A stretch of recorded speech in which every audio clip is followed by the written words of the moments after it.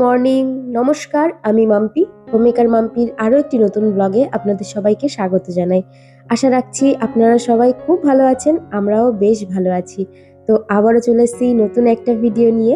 আশা রাখছি ভিডিওটি আপনাদের খুব ভালো লাগবে। এখন বাজে সকাল 7টা, আর এখন থেকেই আপনাদেরকে সঙ্গে নিয়ে ভিডিওটি শুরু করলাম।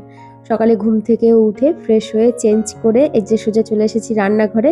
এখন গরমা গরম 2 কাপ চা করব আমার আর বিজয়ের জন্য। বাবু এখনো ঘুম থেকে ওঠেনি, তবে চা খেয়ে ওকে তারপরে তুলে দেব।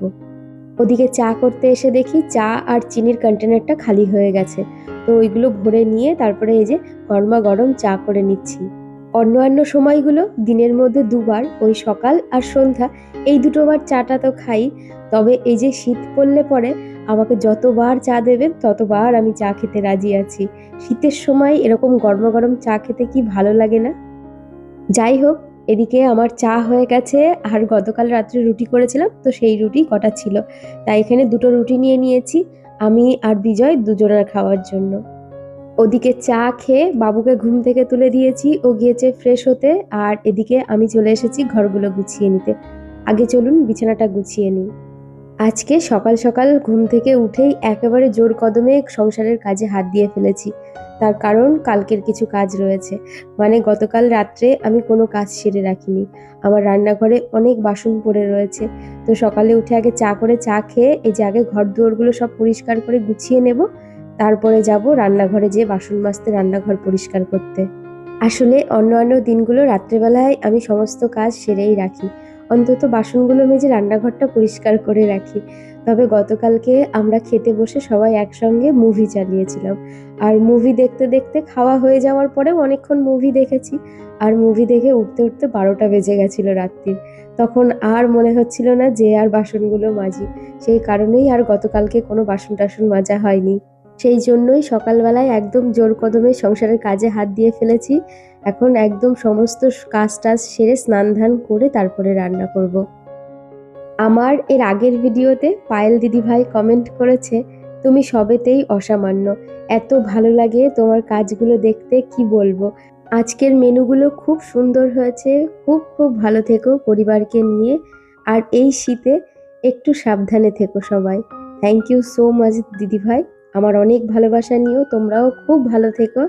আর আমার গত ভিডিওতে অদিতি রয় অ্যাকাউন্ট থেকে দিদিভাই কমেন্ট করেছে, আমি তোমার সব ভিডিও দেখি, খুব ভালো লাগে, আজকে রান্নাও খুব ভালো হয়েছে। থ্যাংক ইউ দিদিভাই। আমাকে এর আগের একটি ভিডিওতে প্রিয়াঙ্কা দাস অ্যাকাউন্ট থেকে দিদিভাই কমেন্ট করেছিল। অনেক দিন পর আর দিদিভাই অন্য অ্যাকাউন্ট থেকে কমেন্ট করেছিল, তাই আমি দিদিভাইকে চিনতে পাইনি। সেই কারণে দিদিভাই কমেন্ট করেছে, ও মাম্পি গো, আমি বোন নয় গো, আমি সেই প্রিয়াঙ্কা দাস দিদিভাই গো, ভুলে গেছিলে? না গো দিদিভাই, তোমাকে তো আমি একদমই ভুলিনি। তবে হ্যাঁ, তুমি অন্য অ্যাকাউন্ট থেকে এটা করেছো। ওই অ্যাকাউন্টের ডিপি একটু অন্যরকম ছিল, আসলে আমি চিনতে পাইনি গো। যাই হোক, কেমন আছো অবশ্যই জানিও। আমাকে এর আগের একটি ভিডিওতে শশী হালদার অ্যাকাউন্ট থেকে একটি দিদিভাই কমেন্ট করে জিজ্ঞেস করেছে, পালং শাকের ঝোলে সম্ভারাতে কি দিয়েছো? সম্ভারাতে আমি ওর মধ্যে 5 ফোড়ন, শুকনো লঙ্কা, তেজপাতা দিয়েছিলাম। আমার এর আগের ভিডিওতে মৌসুমি কমেন্ট করে জিজ্ঞেস করেছে, কেমন আছো, ঠান্ডা কমেছে তোমার আর বাবুর? হ্যাঁ গো, বাবুর তো অনেকটাই কমে গেছে, তবে আমার গলা বসা কমছে না, কাশিও হচ্ছে তার সঙ্গে। মোটামুটি আগের থেকে একটু ভালো আছি। মাঝে 2 দিন বেশি ভুগেছি, জ্বরও এসেছিল। তবে এখন আগের তুলনায় একটু ভালো আছি। তবে এখন মেন সমস্যাটা হচ্ছে বেশ কাশি হচ্ছে। আর আমার গত ভিডিওতে সুলতা মুখার্জি দিদিভাই কমেন্ট করেছে, দারুণ হয়েছে ভিডিওটা, ভালো লাগলো কথা শুনে, গরম কিছু গায়ে দিয়ে কাজ করছো, তোমার গলা খুব খারাপ, কথা বলতে কষ্ট হচ্ছে, তুমি একটু গরম জল করে গার্গিল করো। হ্যাঁ গো দিদিভাই, আমি একটু মাঝে সাঝে গার্গিল করার চেষ্টা করছি, আর গলা ব্যথাও আছে আর কাশিও হচ্ছে তার সঙ্গে। আর আজকেও আমি গায়ে কিছু গরম কিছু না দিয়েই কাজ করছি, তোমার দেখলে হয়তো রাগই ধরবে। আসলে বিষয়টা কি বলতো, গায়ে কিছু চাপিয়ে কাজ করতে আমার খুব অসুবিধাই হয়, বিশেষ করে জলের কাজ করবো এক্ষুনি রান্নাঘরে যেয়ে। আর ওই জলের কাজ করতে গেলে, বাসন টাসন ধুতে মাজতে গেলে তো সোয়েটার পরে বা চাদর পরে আমার খুব অসুবিধা হয়। আর দিদিভাই এটাও বলেছে, পারলে কাড়া করে খেও, তাহলে গলায় আরাম লাগবে আর গলা ব্যথাটাও কমবে।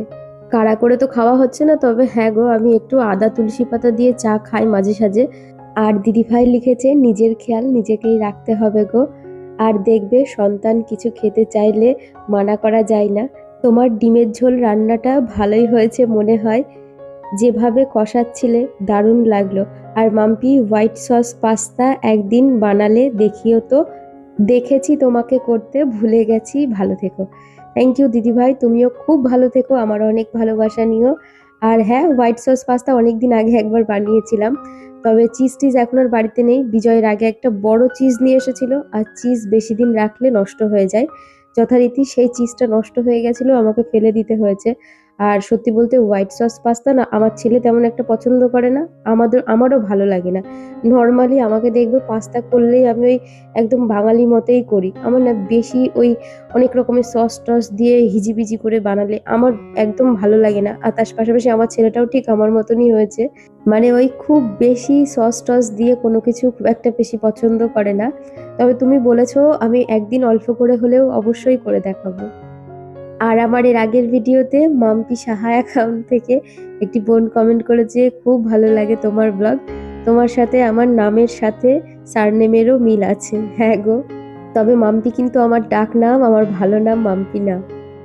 আর আমাকে এর আগের একটি ভিডিওতে মৌমিতা ধর অ্যাকাউন্ট থেকে একটি দিদিভাই বলি, তো সে কমেন্ট করে লিখেছে, তুমি এত ভালো একজন মানুষ যে তোমার কথা শুনলে বোঝা যায় তোমার ছেলের বউ খুব ভাগ্যবতী হবে যে তোমাকে শাশুড়ি হিসাবে পাবে। ওরে বাবা! না গো, আমি তোমাদের মতনই একদম অতি সাধারণ একটা মেয়ে, আর অতটাও ভালো না যতটা তোমরা আর কি বলো। আসলে তোমরা আমাকে অনেক ভালোবাসার চোখ দিয়ে দেখো, সেই কারণেই তোমরা আমাকে এত ভালো মনে করো। তবে যাই বলেছো, তোমার কথাটা শুনে আমার খুব ভালো লেগেছে। আমার ছেলে যদি আরেকটু বড় হতো তাহলে ওকে আমি এই কথাটা শোনাতাম, যে দেখ মাসিমণি কি বলেছে। আর আমার গত ভিডিওতে পূজা মণ্ডল অ্যাকাউন্ট থেকে বোন কমেন্ট করেছে, তোমার কোনো ভিডিওই আমি মিস করি না, এতটা ভালো লাগে ভাষায় প্রকাশ করতে পারবো না, কমেন্ট করা হয়ে ওঠে না সব ভিডিওতে, তোমার কথার সাথে আমিও একমত। শিক্ষা বই পড়ে হয় ঠিকই, তবে পারিবারিক শিক্ষাটা সবার আলাদা। বাচ্চাদের একরকম দেখলেই বোঝা যায় দিদিভাই, তোমার ছেলেকে দেখলেই বোঝা যায় ও খুব ভালো। অনেক বড় কমেন্ট করে ফেললাম, বাবু খুব ভালো মানুষ হোক। থ্যাংক ইউ বোন, তোমরা আমার পাশাপাশি আমার ছেলেকে এত ভালোবাসা দাও, এত আশীর্বাদ করো, সত্যিই আমার খুব ভালো লাগে। আর আমার গত ভিডিওতে প্রিয়াঙ্কি বোস দিদিভাই কমেন্ট করেছে, খুব সুন্দর হয়েছে, অনেক অনেক আদর আর ভালোবাসা বাবুর জন্য, গিটার শোনানোর জন্য। না গো দিদিভাই, আমি তোমার কথা রাখতে পারিনি, তবে খুব শীঘ্রই রাখবো। ওকে কবে থেকে বলছি আমার ক্যামেরার সামনে এসে একটু গিটারটা ভালো করে বাজাতে, ও এত লজ্জা পায়। যাই হোক, ও আমাকে বলেছে মা আমার একটা বন্ধুকে ডেকে নিয়ে এসে ওকে গান করাবো আর আমি গিটার বাজিয়ে একটা ভালো করে পারফর্ম করব। দেখা যাক, এর মধ্যেই একদিন করব। আর আমার গত ভিডিওতে বৈশালী নাথ দিদিভাই কমেন্ট করেছে, আমি দেখেছিলাম গো ব্লগটা, তোমার ছেলে খুব সুন্দর গিটার বাজায়, ওকে কোনো গিটার ক্লাসে অ্যাডমিশন করিয়ে দিও। আর লোকের কাজ বলা, তাই লোকের কথায় কানও দেবে না, কষ্টও পাবে না। ভালো থেকো। থ্যাংক ইউ দিদিভাই। হ্যাঁ গো দিদিভাই, আমরাও বাড়িতে চিন্তা ভাবনা করছি ওকে একটা গিটার ক্লাসে অ্যাডমিশন করিয়ে দেওয়ার জন্য। আর সত্যি কথা বলতে কি, যারা খোঁচা দেওয়া কথাবার্তা বলে তাদের ইন্টেনশন কি আমি খুব ভালো করেই বুঝি। আর তাদের খোঁচা দেওয়াতে আমি তেমন একটা উত্তপ্ত হয়ে পড়ি না, আমি নিজেকে খুব ভালোভাবে শান্ত রাখতে পারি, নিজেদের আবেগকে খুব ভালোভাবে কন্ট্রোলও করতে পারি। সত্যি কথা বলতে সব জায়গায় যে নিজেকে প্রমাণ করতে চাইও না। কে আমার সম্বন্ধে কি ভাববে না ভাববে পুরোপুরি তার মানসিকতার উপর নির্ভর করে। কেউ আমার সঙ্গে খারাপ ব্যবহার করবে, আর সেই ব্যবহারটা পেয়ে আমিও তার সঙ্গে সেম ব্যবহার করব, তাহলে তার আর আমার মধ্যে পার্থক্যই বা কি থাকলো। যাই হোক, এদিকে কথা বলতে বলতে আমার সমস্ত কাজ সারা হয়ে গেছে, একদম ঘরবাড়ি গুছিয়ে পরিষ্কার করে নিয়েছি, রান্নাঘরে যত বাসন টাসন ছিল সব মেজে রান্নাঘরটা একদম পরিষ্কার করে নিয়েছি। তো চলুন এখন সকালকার একটু খাবার তৈরি করে নেব। এখন বানাবো হচ্ছে দিসানোর ফুসলি পাস্তা। এটা হচ্ছে 100% ডুরুম হুইট সেমোলিনা পাস্তা।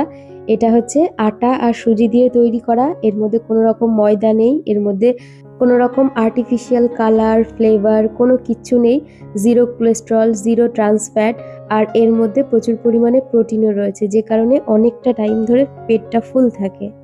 আর এই পাস্তাটি হেলদির পাশাপাশি ভীষণ টেস্টিও হয় খেতে।